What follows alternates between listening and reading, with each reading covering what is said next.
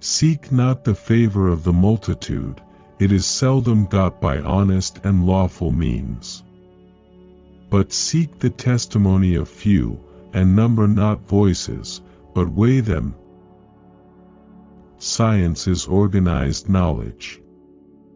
Wisdom is organized life. From such crooked wood as that which man is made of, nothing straight can be fashioned. By a lie, a man annihilates his dignity as a man. It is not God's will merely that we should be happy, but that we should make ourselves happy. A person is only a person when it has the power to make sense of its surrounding. So act that your principle of action might safely be made a law for the whole world. Morality is not the doctrine of how we may make ourselves happy, but how we may make ourselves worthy of happiness. Out of timber so crooked as that from which man is made, nothing entirely straight can be carved. All the interests of my reason, speculative as well as practical, combine in the three following questions. 1. What can I know? 2. What ought I to do? 3. What may I hope? There is, therefore, only one categorical imperative. It is, act only according to that maxim by which you can at the same time will that it should become a universal law. Act as if the maxim of your action were to become through your will a general natural law. Nothing is divine but what is agreeable to reason. All thought must, directly or indirectly, by way of certain characters, relate ultimately to intuitions, and therefore, with us, to sensibility, because in no other way can an object be given to us. All human knowledge begins with intuitions, proceeds from thence to concepts, and ends with ideas. An organized product of nature is that in which all the parts are mutually ends and means.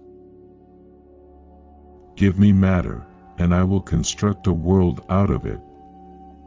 God put a secret art into the forces of nature so as to enable it to fashion itself out of chaos into a perfect world system. Nature, even in chaos, cannot proceed otherwise than regularly and according to order. Notion without intuition is empty, intuition without notion is blind.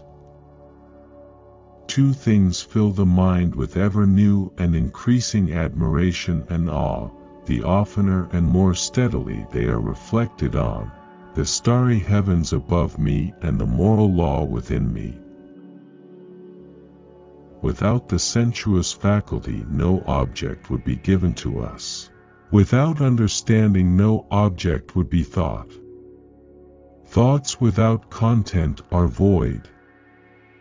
Intuitions without conceptions, blind.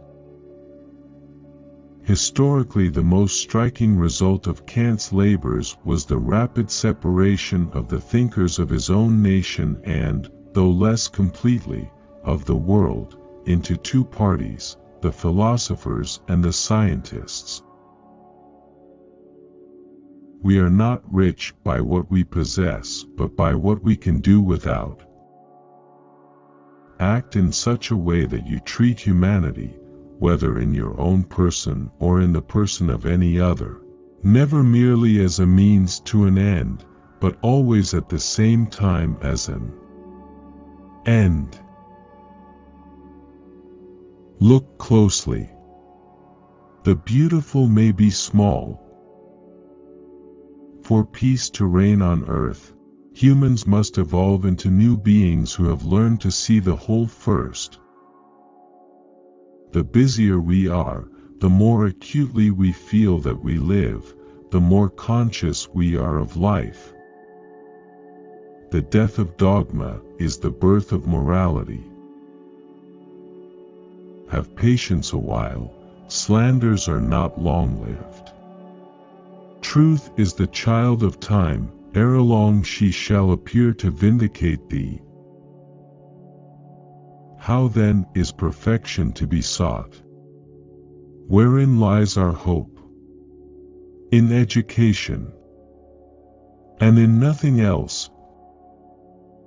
Genius is the ability to independently arrive at and understand concepts that would normally have to be taught by another person. Thoughts without content are empty, intuitions without concepts are blind. What might be said of things in themselves, separated from all relationship to our senses, remains for us absolutely unknown. Better the whole people perish than that injustice be done. Dignity is a value that creates irreplaceability. Two things fill the mind with ever new and increasing admiration and reverence the more often and more steadily one reflects on them, the starry heavens above me and the moral law within me. Simply to acquiesce in skepticism can never suffice to overcome the restlessness of reason. The reading of all good books is like a conversation with the finest minds of past centuries. Settle, for sure and universally, what conduct will promote the happiness of a rational being. All perception is colored by emotion. There can be no doubt that all our knowledge begins with experience.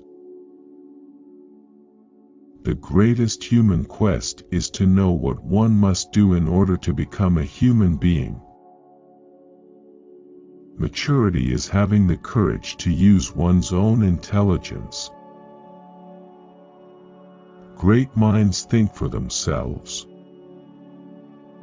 One is not rich by what one owns, but more by what one is able to do with dignity. Honesty is better than any policy. One who makes himself a worm cannot complain afterwards if people step on him. Live your life as though your every act were to become a universal law. Life is the faculty of spontaneous activity, the awareness that we have powers. Freedom is the opposite of necessity. Do the right thing because it is right.